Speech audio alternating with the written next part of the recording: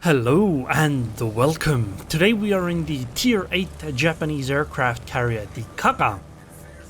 And as you just saw, we're in a Tier 6 to 8 match, and it's a double CV match where the second CV is Tier 6. This match is on a tiny map, so basically it's like shooting fish in a barrel. None of the ships that we're up against have very good anti-air, and this should be fairly easy. I suppose the one downside is that some of the ships are more maneuverable at Tier 6 than their counterparts at Tier 8 would be, or Tier 10 even. But I mean, it should still be fine.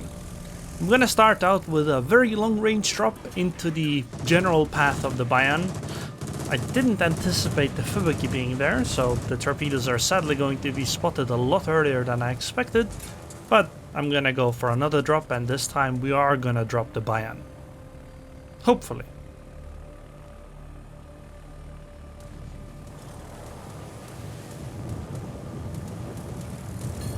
Oh, the torpedoes are actually gonna arrive at roughly the same time. Okay.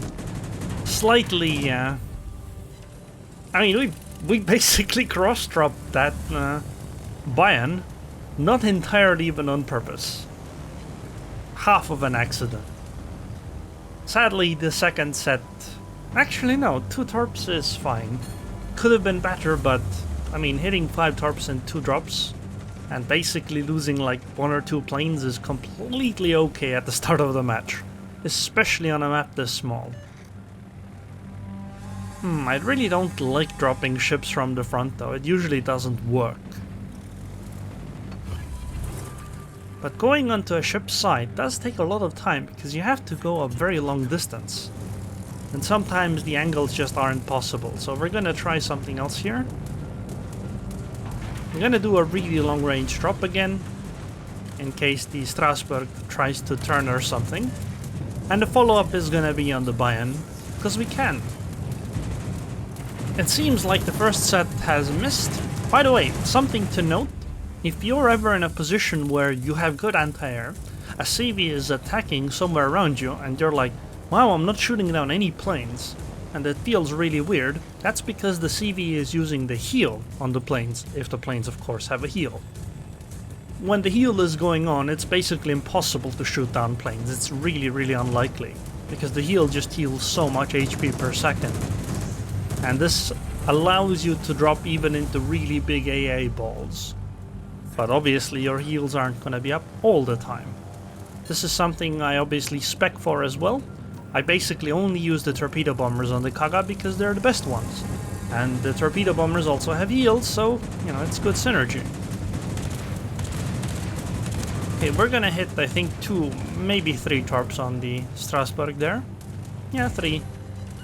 Oh no, all 4. Wow, I thought she was gonna reverse faster than that. Okay, well, we're gonna do a follow-up, and I think that's, if not entirely dead, then very close to it. And let's go again. Soon I should start moving my... No, it's a bit too early to start moving forward. The map is too small for that. Anyway, goodbye, Mr. Battleship. You know, technically we're not in a barrel, right? The enemy ships are not in a barrel. But if you think about it, the map, especially this map, is pretty tiny. And it is, you know, a cube shape. You know what else is a cube shape? Aquariums. So I guess it's more like shooting fish in an aquarium? Wow, the Vladivostok is gonna do basically the same thing that Strasbourg did, and is gonna basically suffer in the same way. She's alone, there's no AA stacking or anything. Like in a match like this, where there's double CV, you must stack your AA. You have to. There is absolutely no other way to reasonably play. Because the CVs are gonna be all over any targets that are alone. Because they simply don't have enough AA. And yeah, it's time to start moving forward, because I think the tides have already turned in our favor. I mean, it's gonna be just snowballing from here. We're gonna take out this Vladivostok. There is no chance that this Vladivostok survives for long. I mean, I'm dropping her. She's also gonna be focused by North Carolina, the Flint, probably the Gneisenau, and I mean there's 2 destroyers there as well. This Vladivostok has absolutely no chance. She pushed too far. She overextended. But we're not gonna do a follow-up drop on her because I'd have to fly all the way around the Vladivostok. Instead, I think we're gonna go after the Bayan. York would be a target if she wasn't so close to the island. But because she was, well, we had to switch to the Bayan. I dropped too far. Bit unfortunate. But it's okay. Yep, there goes the Vladivostok. The only thing I'm worried about right now is where that Fubuki is. The one that's somewhere over there. I'm gonna try to look for her. And the way I do so is I pay attention to whether my planes are detected or not. Because if my planes are detected, I'll know the Fubuki is somewhere within 7.5 kilometers of my planes. So I just basically fly around and then do like a sweep. Like right now they're detected by planes, which is fine because I know where the planes are. But there's no ship detection, which means that Fubuki is not around here. Wait, is my... Oh yeah, my CV is spotted by the planes. Okay, well, we didn't find the Fubuki, so I guess I'm gonna just drop on this Graf Zeppelin, because I can. I'm right around here. I'm gonna dump some of my planes first though, so that I don't lose too many torpedo bombers for this.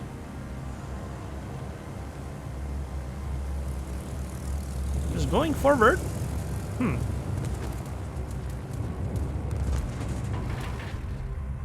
I don't want to try going too close, because maybe it knocks off a few planes.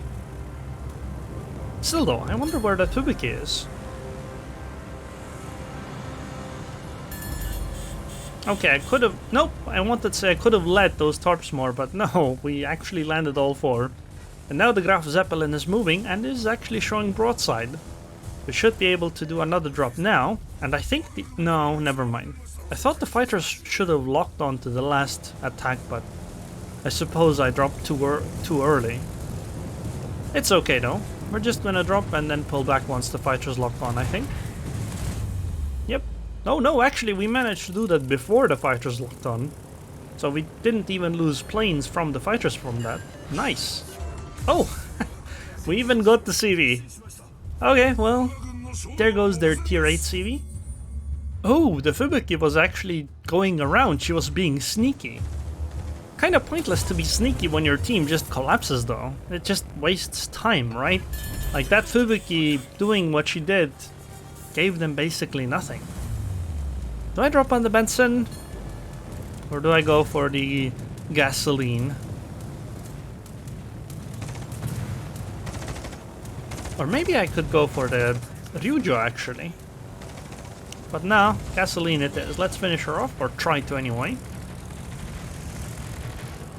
It's a cruiser, a fairly fast one, so I'm gonna lead a lot more than I normally expect. And I don't really expect much from that. It was not a good drop. Okay. Oh, well, it was good enough. Now we're gonna go after the Ryujo, although if we can get a nice drop off on the Benson, if I feel like it's going to be, I'm gonna take the shot, but the priority is the Ryujo.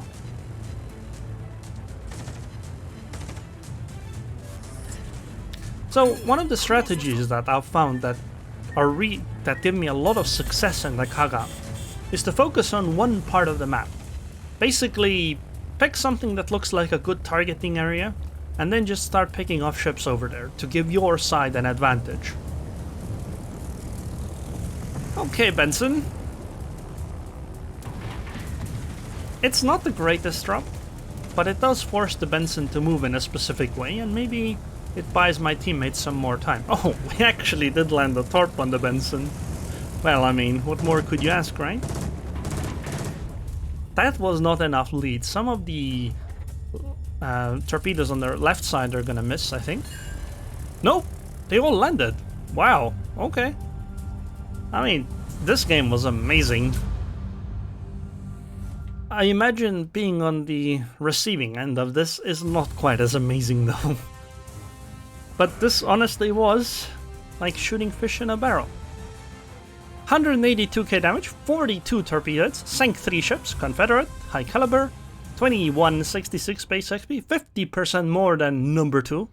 Man, Kaga really is underpowered, isn't she? As you can see, we only use torpedo bombers, nothing else. Because the torpedo bombers on Kaga are your best choice. By the way, this was a 10-minute game, well, less than a 10-minute game. So if it were a 20-minute game, we'd have 364k damage, right? Right. Except the targets tend to not have that much HP. So, Captain skills. It is entirely focused on buffing torpedo bombers, so air supremacy, then improved engines, aircraft armor, survivability expert, proximity fuse, then torpedo bomber distance reduction, repair specialist, and faster aiming time on the torpedo bombers.